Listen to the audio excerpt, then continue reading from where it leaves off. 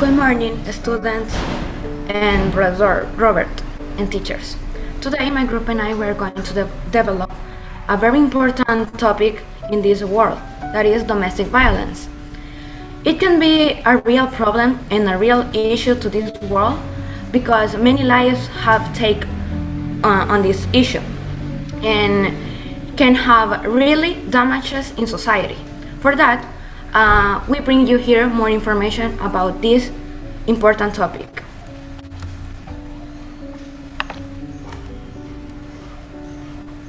The members of my group are Naomi Carrillo, René Guevara, Fabiola Rodríguez, Ángel Benítez, Valeria Montoya, and my person, Jimena Vargas.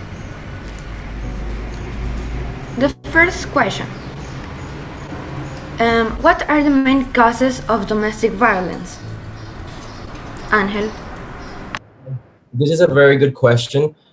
We have researched many causes and we have come to a conclusion that there are two main causes for domestic violence, which are the most important causes and the most common causes among domestic violence cases. To understand the causes, we need to first define what is domestic violence. One of the most important factors in domestic violence is the belief that abuse, whether physical or verbal, is acceptable. So what causes this? Studies suggest that violent behavior is often caused by an interaction of situational and individual factors. That means that abusers learn the violent behavior from their family, people in their community, or other cultural influences as they grow up. They may have seen violence often, or they may have been victims themselves. Some abusers actually acknowledge growing up having been abused as a child, and this has a great impact in society. Aggressors who have children in home are teaching those children domestic violence, and as they grow up, they will think it's normal to abuse another person, and so the cycle repeats. Another of the causes of domestic violence is drugs and alcohol abuse. Drugs and alcohol may contribute to a violent behavior. A drunk or high person will be less likely to control his or her violent behavior impulses towards their partner. And because today in society, drugs access is not too hard, these causes becoming more and more common among the domestic violent cases. Thank you.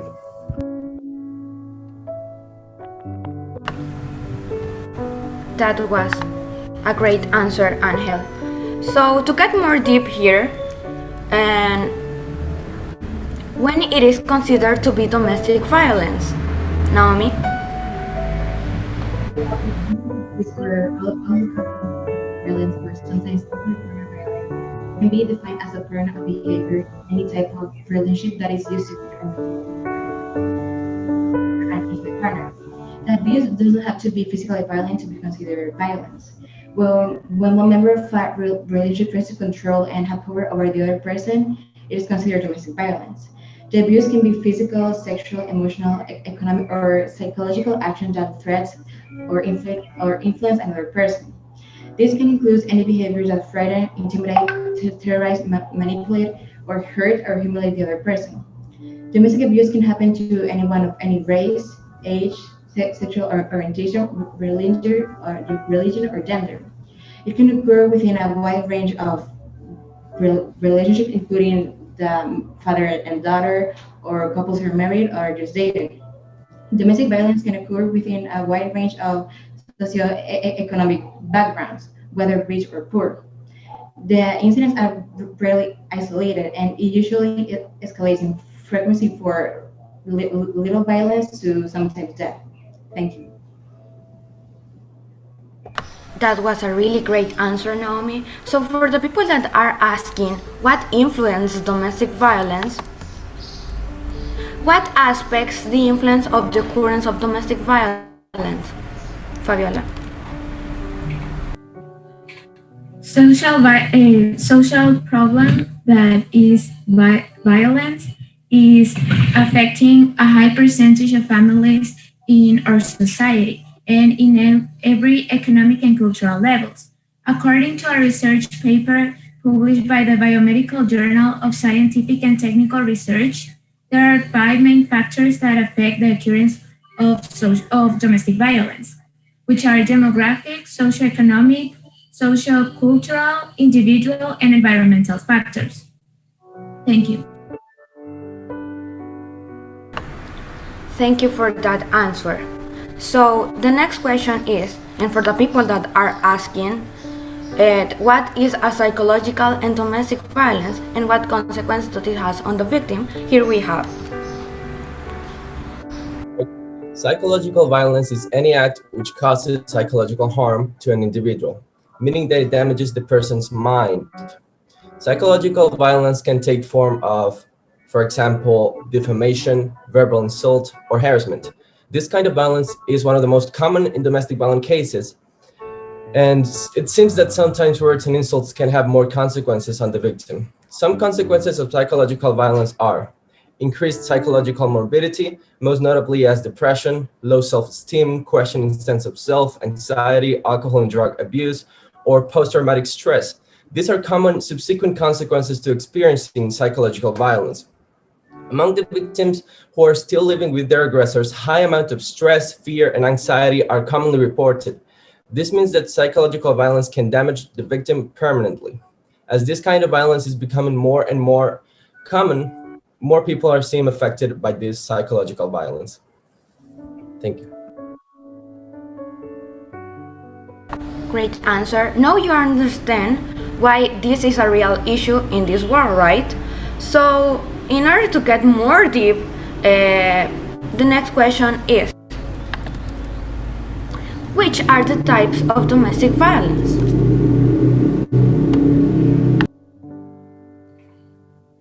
So there are 7 main types of domestic violence, which are control, physical abuse, sexual abuse, emotional abuse and intimidation, isolation, verbal abuse, and economic abuse.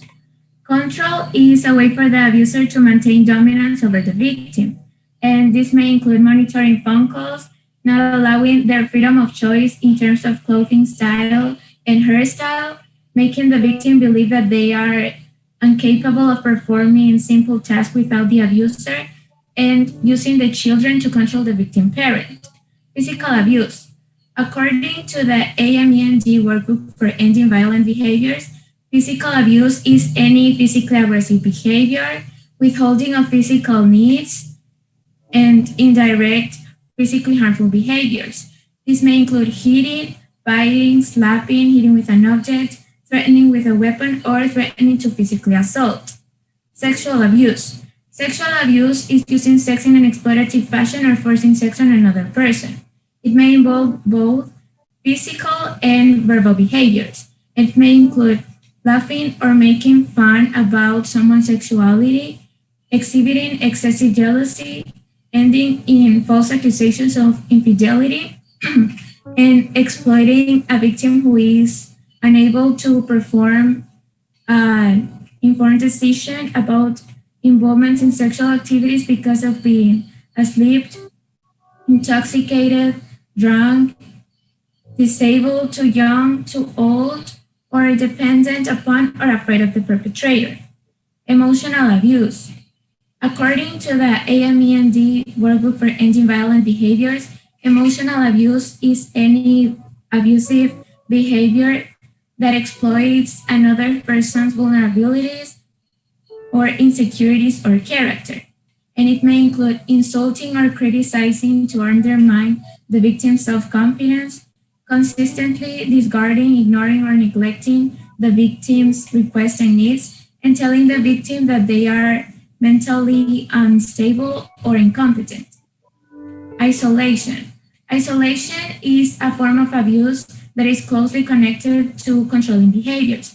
By keeping the victim from seeing who they want to see, doing what they want to do, setting and meeting goals, and by controlling how the victim thinks and feels, the perpetrator is isolating the victim from the resources that may help them leave the relationship. Verbal abuse. Verbal abuse is using any abusive language to denigrate, embarrass, or threaten the victim, and it may include threatening to hurt the victim or their family, pets, property, or reputation, name calling, or telling the victim that they are unattractive or undesirable. Economic abuse. This is a way to control the victim through the manipulation of economic resources, and it may include controlling the income and either not allowing the victim to get access to the money or rigidly controlling their access to the family funds and spending the money for necessities, ignore essential items. Thank you.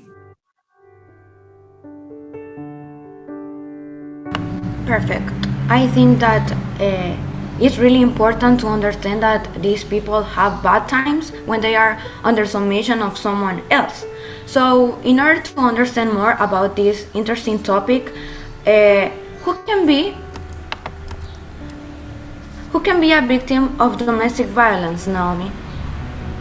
Domestic violence, as I said before, can happen in any relationship, regardless of the ethnic group, income level, religion, education, or sexual orientation. The victims can be the wife or husband, the relative by consanguinity, which can be grandfather, grandmother, mother, father, daughter, son, grandson, or granddaughter. The stable relative by affinity, which can be father-in-law, mother-in-law, brother-in-law, sister-in-law, or any adopted kid that the family has. And a man and a woman that live together as a husband and wife. Researchers have found that some people are more likely to become big victims than others.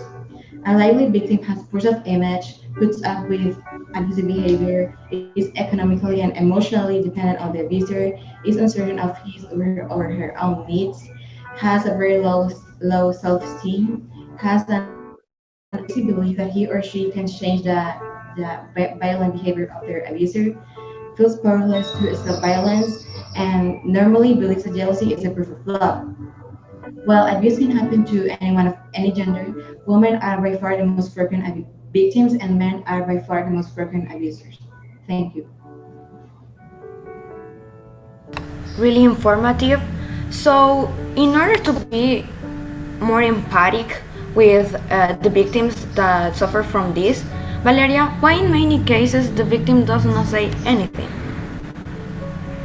In many cases, the victim does not say anything because they are afraid to report and that the aggression becomes more violent or increasingly constant and is stronger in fatal death. Also, because the victim stopped believing in the authorities and they believe that they are not going to provide them the necessary protections that they want.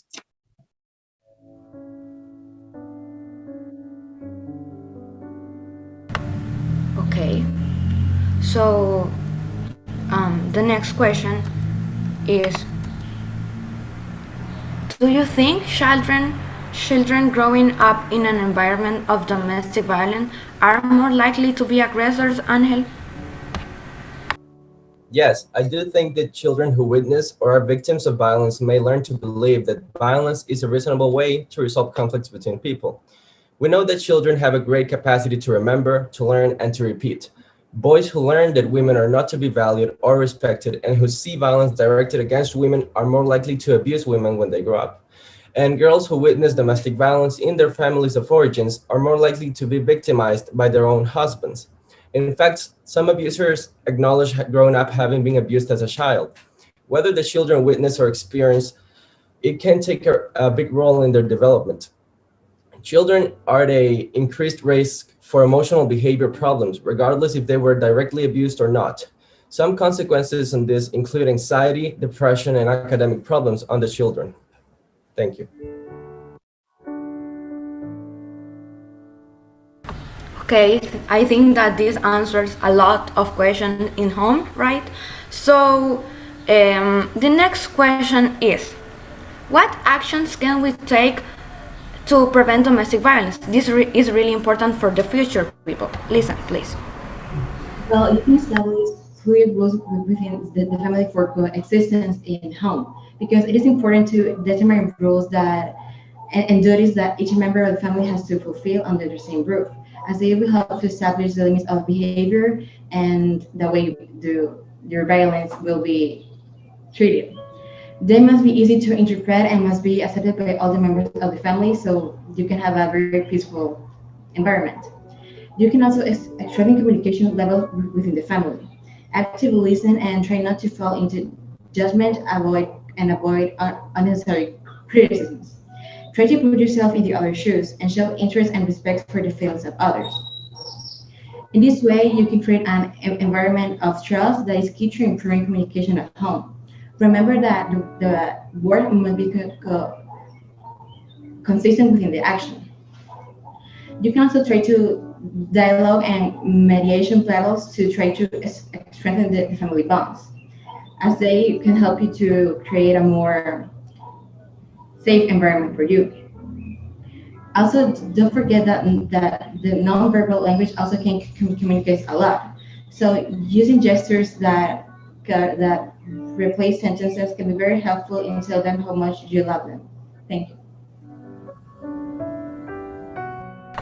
Thank you, Naomi. So I know that you are with this dog since we start with the topic. So here we have the answer.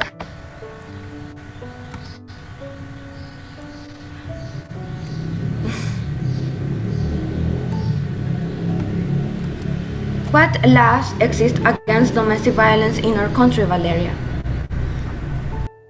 The first one is a comprehensive special law for a life through balance.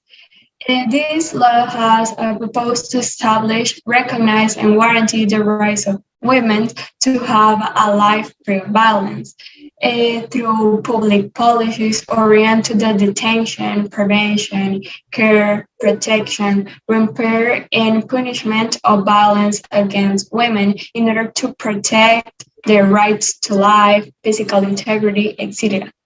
The second one is the family code. The family code regulates the family relationships between spouse, children, and the entire family nucleus, providing protection and guaranteeing that the rights of each members of the family are fulfilled. The third one is the law against the domestic violence. This one is the one which regulates the equal rights of men, women, and children. The right to a life free of violence in the public sphere as well as in the private sphere or within a home. And the last one is the comprehensive protection law for children and adolescents. This one has the proposed to guarantee the full enjoyment of the rights of girls, boys, and adolescents in El Salvador, so that they do not suffer abuse from the family or other individuals, harmonizing the relationships of the family. Thank you. That was so informative. So now we know that everyone is protected by the law. The next question is,